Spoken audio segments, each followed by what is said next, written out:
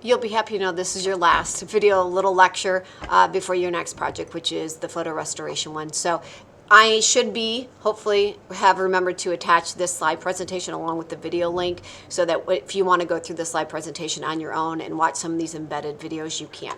But let's go through this short, hopefully, short presentation. So we're going to be retouching a portrait, and I do want it to be a portrait.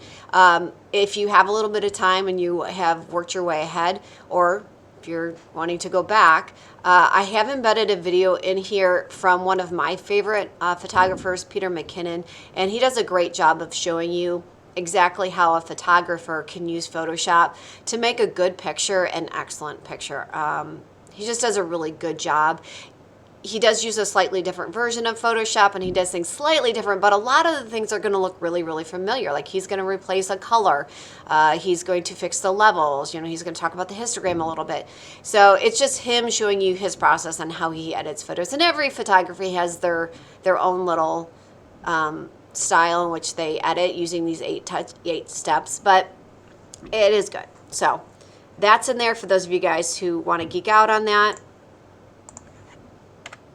But for us, before you start, I want to make sure again that you have these video lessons done. So you have the 8 steps done, then you watch that video about file types, and then you went on to the rest of the video. So you did 3A, 3B cloning, you did red eye, you did the portrait retouching, which is going to be really important for this project. And then some of you may have even done those advanced ones, just for extra fun.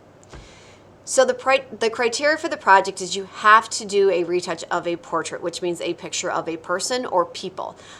For me, if I was you, I would keep it kind of simple and I would do like one person. I would do a traditional head and shoulder shot, think like senior photo kind of thing.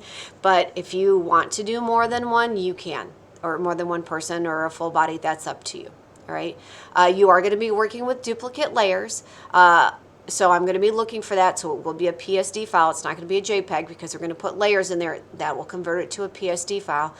And then I do really want you going forward, I want you to have a mindset of I'm making a photo better. I'm not making it perfect, and I'm not over editing this thing. Okay? We still want it to look believable and natural.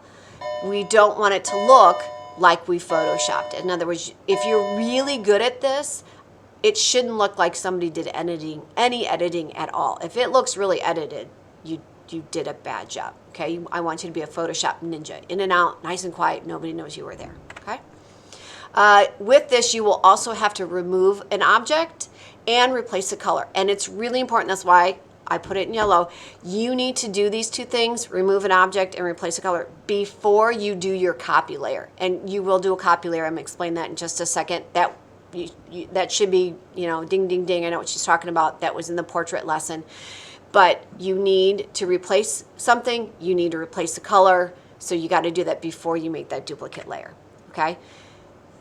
And then once you do those two things, then you're just going to work your way through those 8 steps. Okay? So if you want to pull back that video even, the 8-step video, and work your way through it, or open your notes, whatever you need to do, you're going to go through the color correction, scaling and cropping, levels, height and detail, all of those things. You're going to go through those again, okay? But do make sure that once you get to step 4, before you get on to step 5, make a duplicate layer, and then from there do all of your edits on that copy layer. And then you merge those two, just like you did in that portrait, that last video you did on portrait editing. That's what's going to make this look a little less over edited. It's going to fine tune, it's going to soften your changes a little bit, okay? So I'm going to go back one more time. You remove an object, you replace the color, then you start through those 8 steps. Once you get to step 4, you stop, you make your duplicate layer, and then you continue on, okay? You're only going to have 3 days to do this, 3 full class periods. So make sure you know where you're at in Google Classroom. Make sure you double check the deadline, when it's due, when you're expected to move on to the next video lessons, which are going to be the Instagram ones. If you finish early, you can either go on to the Instagram videos, or you can do a couple more if you want to, and turn in your best. So this is kind of what I'm looking for. And when you turn in, when you are done after your 2 or 3 days, there's a very short tutorial on how to submit what I want. So in other words, when you submit it, you're going to submit a file that looks just like this. You're going to embed the before image and you're going to embed the after image. So make sure you still have a copy of the image before you edit it, the original file, because you're going to create a file using this and this. So what you send me will look like this. Okay, it should say, you will tell me before and after. So you're just going to take an image, but look, it's not a bad image. We're just improving it, right? We're heightening our colors. We're changing some things. We're softening things. We're definitely fixing value. You might be cropping it, which makes your composition stronger. Obviously, you're going to fix those details. You're going to use those tools like the sponge and the dodge and the burn tool to just make your portrait pop, okay? Nice depth in there. Feel free to saturate your colors a little bit more. Again, we just want to make this look as best we can without over editing. Definitely lighting is always a big concern. So I'm just going to flip through these really fast. Just be careful. I put these two, this one's okay. This one, to me, it's starting to verge on too much. Like, to me, you can definitely tell this thing has been edited. So just be careful of going too far too fast. If you don't worry, you're going to get to do this in the next Instagram project. You're going to get to go crazy, okay? But for now, keep it subtle.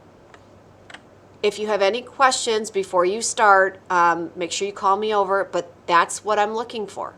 I'm looking for replacing something, replacing a color, and then doing your 8 steps and doing it so that it looks like you're a Photoshop ninja. When you're done, Instagram or do another one. Good job.